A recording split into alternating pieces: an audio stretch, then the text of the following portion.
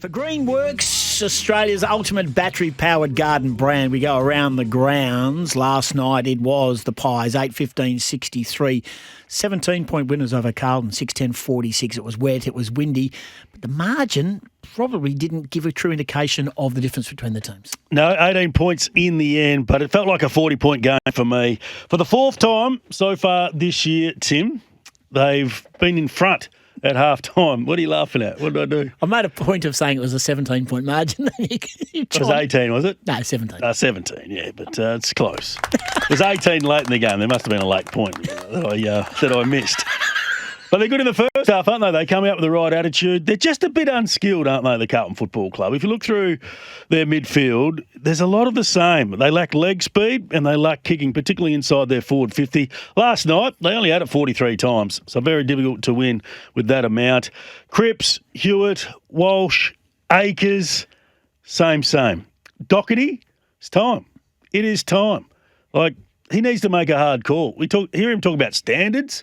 Michael Voss at the end of the game. Well, mate, I know he's been one of the great blokes of all time, and he's been through a fair bit in his football career, but his time is done in the AFL. Have to bring in? You just got to bring in some speed and their list is exuberance. Not good enough. Their list is average, mate. He put in some couple of really poor performances last night, attacking the footy. Yes. He doesn't find the right option by foot, and look, I just think it's time to turn the wheel. I think and it's a big call, but they're missing their pick 3, Jagger Smith, who was going pretty well through the pre-season. It was something a little bit different. He had a bit more speed and zip around the contest, but they're not going anywhere. And Harry Mackay, of course, is going through some personal issues. Not ideal when you've got $1 million player. The team is 0-4. He would add to that forward line at this point in time, even though it was a bit wet last night. But where's their small forwards? Every club now, you can just list off, bang, bang, bang, 3 small forwards.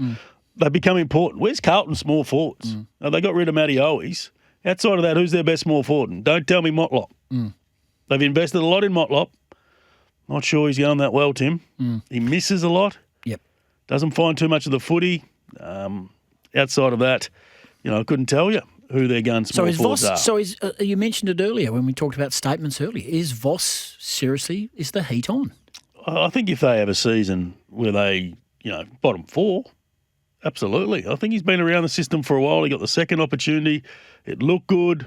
But when you look at their game plan, it's like they're making it up. So they get to halftime and they're like, okay, we've got to try and get some speed on the ball. We've got to try and do this. But they just don't look well versed in doing it.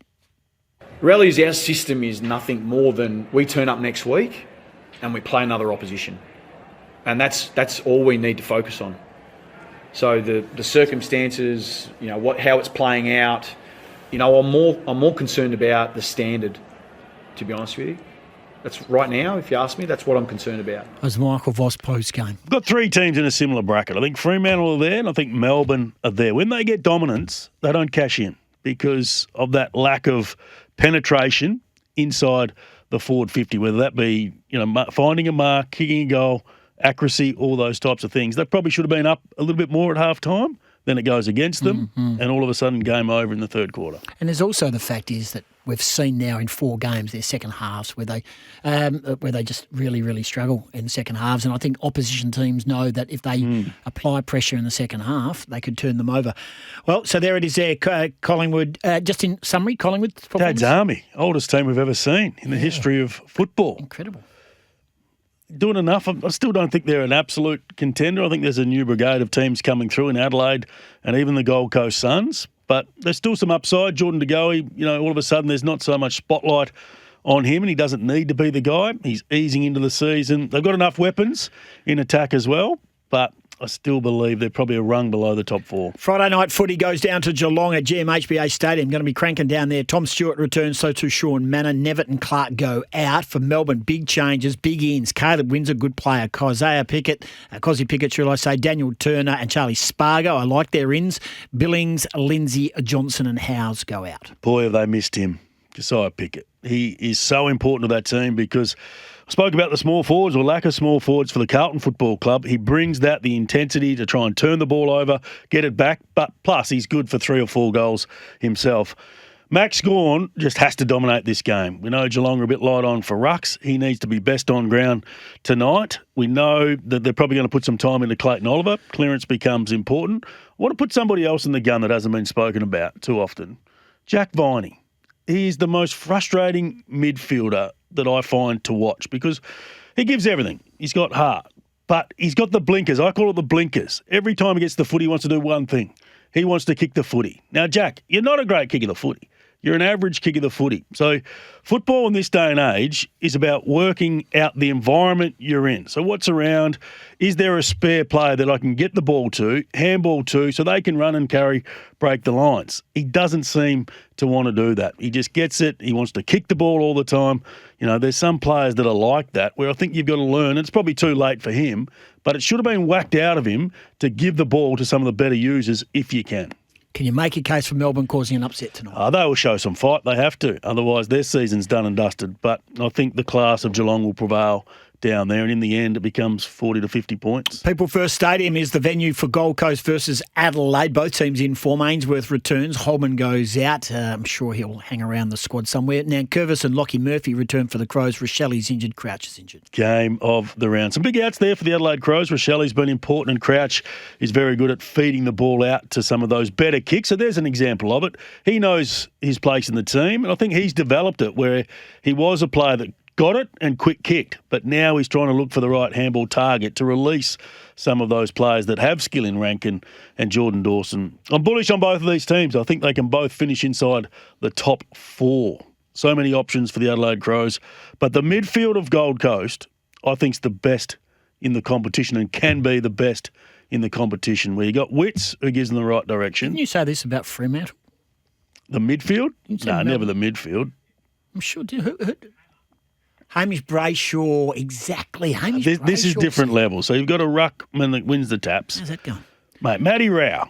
I've got him as the number one player in the competition right now. He's the Brownlow medalist right now. Give him the medal. And number two is Noah Anderson, right behind him. And Took Miller is not far behind him. Yeah, and then Sam Flanders is coming as well. And the ruckman just gets it going their way. And then you got Bailey Humphries coming through. Doesn't say much, but he's very good. Mate, so, and Lockie Weller goes through there. I think they've got a lot of bases covered from a midfield point of view. I think they're going to be hard to beat. I think they win this one, Tim. I think they win this one. If they can just get some improvement throughout the season from Ethan Reid and Jed Walter, look out. Yep.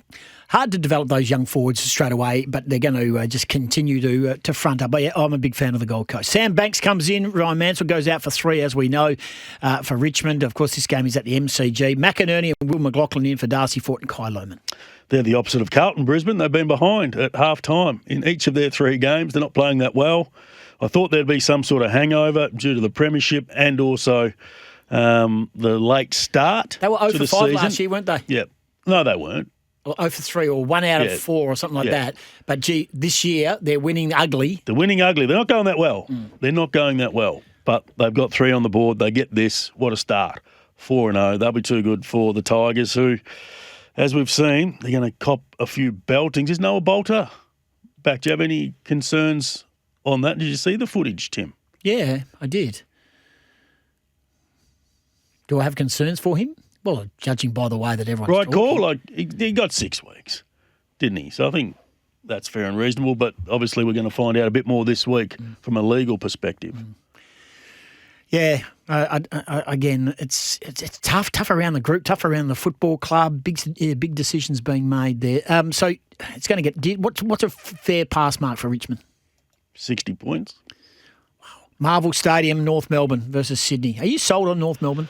No, I'm not sold. Logan, Whitlock to debut. Toby Pink and Will Phillips go out. Cleary comes in for the injured Papley, who's got a cracked heel. And they went for Whitlock. They gave up a future for him, so they want to get in the draft, so he gives them a bit of flexibility as well. They need to develop another swingman or sort of taller player. I'm going for North Melbourne. This is my last chance. This is the last chance I'm going to give them. And if they can't get this done, then I think pressure needs to come on it. And Kane Corns has been on it around Alistair Clarkson, that it is time for this group to show more than they are. They weren't really in the game against the Adelaide Crows last week, and I talked up the midfield for the Gold Coast Suns. This team should have a top 4 midfield come the end of the year. As they get George Wardlaw back, we know Luke Parker's there. Simpkins playing really good as well. You've got LDU, you've got Sheasel, you've got Powell. It runs deep, and they should challenge the Sydney Swans, and I think they will. I think this is the upset of the round for me, Tim. Interesting, yeah, not for me. I think Sydney get the job done easy. Lots of good texts coming in. Dirk says 100% correct. Cosy Pickett is so important to Melbourne. Adelaide haven't won at People's Stadium since 2019. 3 games on Sunday. We'll take a break and come back. We'll dissect those.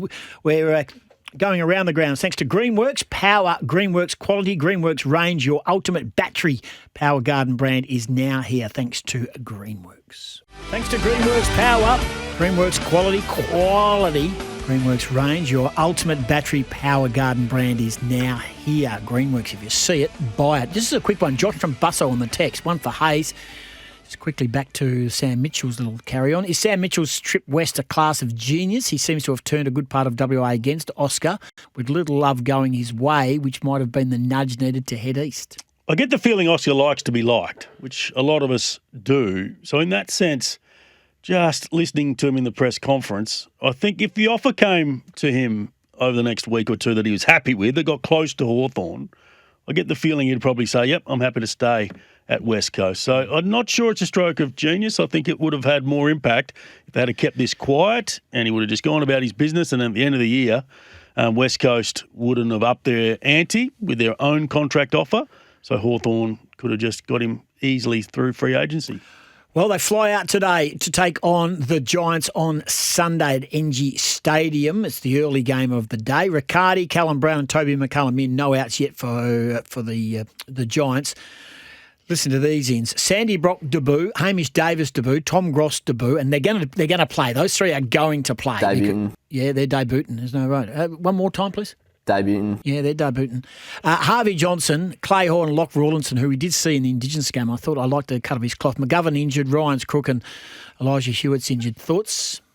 It's going to get ugly, I think, this one. I love the selections. You've got to play the kids, but with that, there's going to be some beatings throughout the year. If they put in a similar performance like they did against Fremantle, this team will punish them by 80 points. They're a bit more skilled. They punish the turnover well. We know they get the orange tsunami going with their run and carry, and they've got some weapons in offence. When you look at,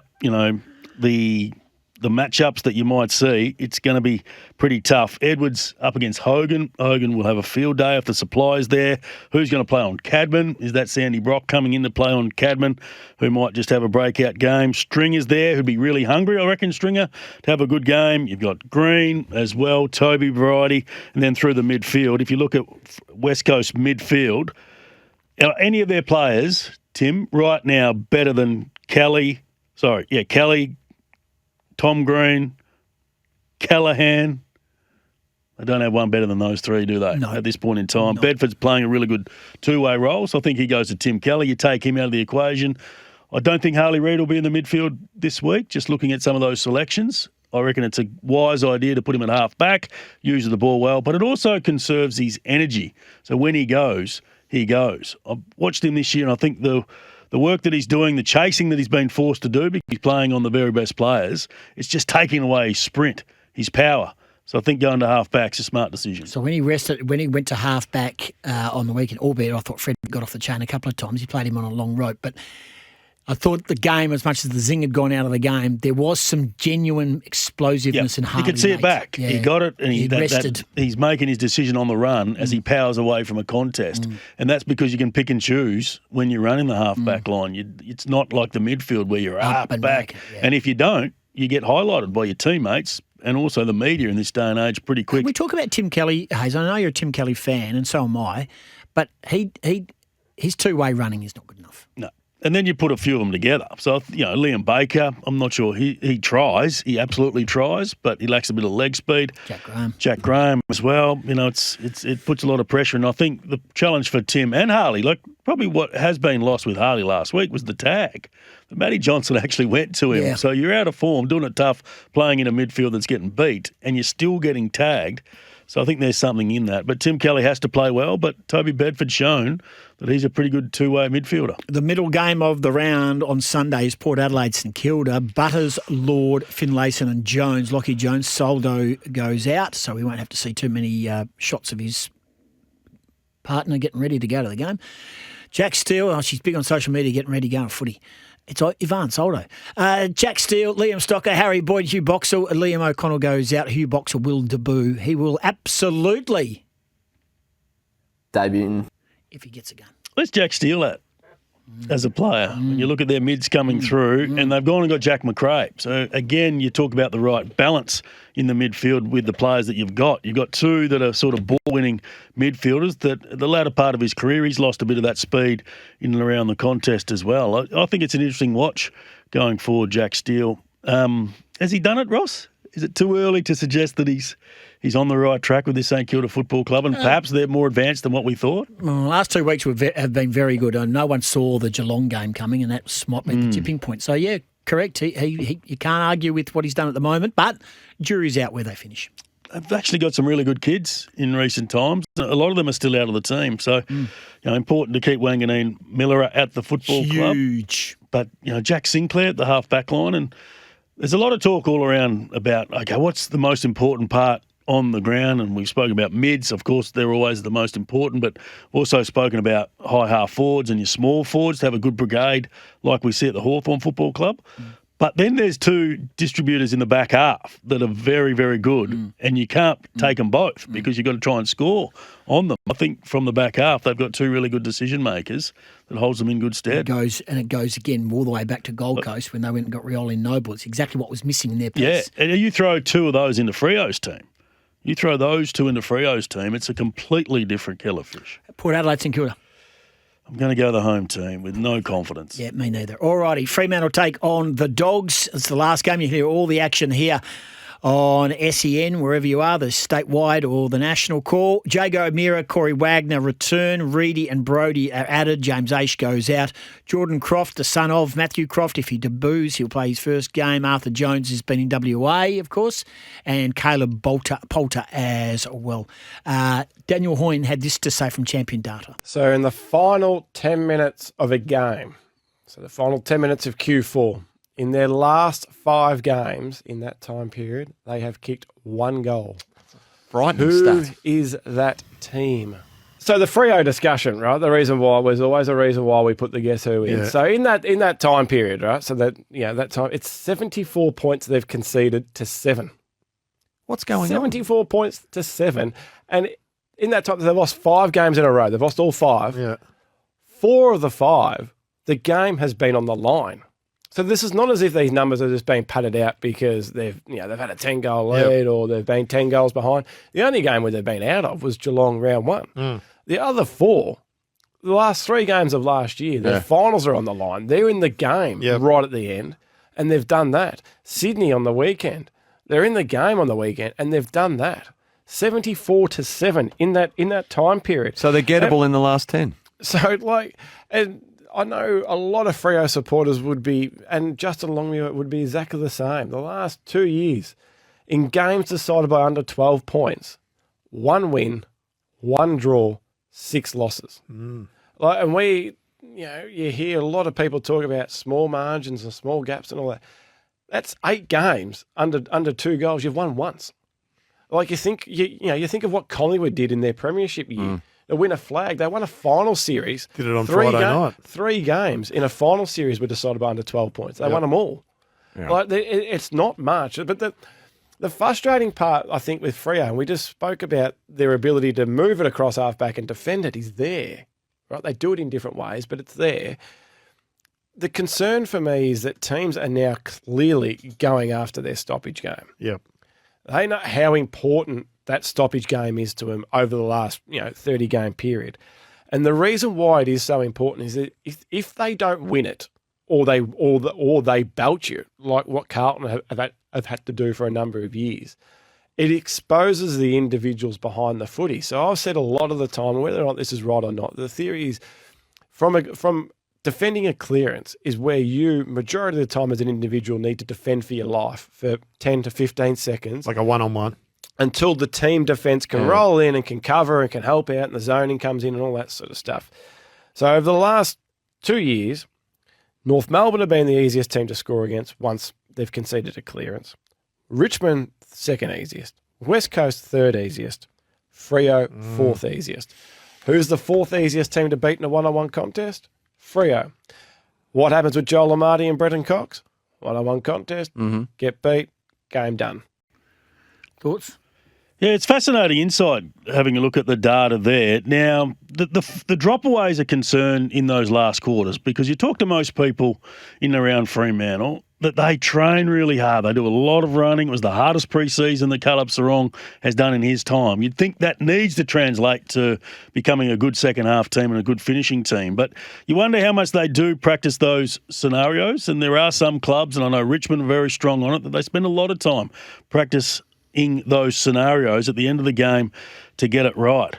Now, Justin's always been a contest-first sort of guy, contest and defence. If you listen to his game plan and when he talks, they're the two things that he wants to get right. Now, they don't move the ball quick from defence, partly because they do want to protect it. And maybe that's the reason, that they know they are a bit average one-on-one. But it was fascinating insight to hear when they lose the clearance game, they do become vulnerable. And I think the poster child of that in recent times has been Brenton Cox, that he's been beaten one-on-one close to goal. And I look at that matchup this week, I think it's going to be important. Everyone's talking about Sam Darcy and Alex Pearce. I think Alex Pearce is the right matchup for Sam Darcy. Will do a good job. But then you've got Aaron Norton. He's the one that could get the matchup close to goal, potentially, if the Bulldogs manipulate it right, on Brenton Cox. And maybe there's some vulnerability there as well. I also think with Fremantle, with their inside 50s, so if you look at their inside 50s right now in the competition, they're fifth in marks inside 50. That's pretty good, isn't it? And we often talk about their conversion, but they're 13th for goals. So where is it going wrong from being fifth for marks, 13th for goals? And then obviously Paddy Boss has contributed to that with a bit of his wayward kick. Who are you tipping? At home, Fremantle in a very close one. Thanks to Greenworks Power, Greenworks Quality, Greenworks Range, your ultimate battery power garden brand. There it is. That's the Around the Grounds through the eyes of Paul Hasleby.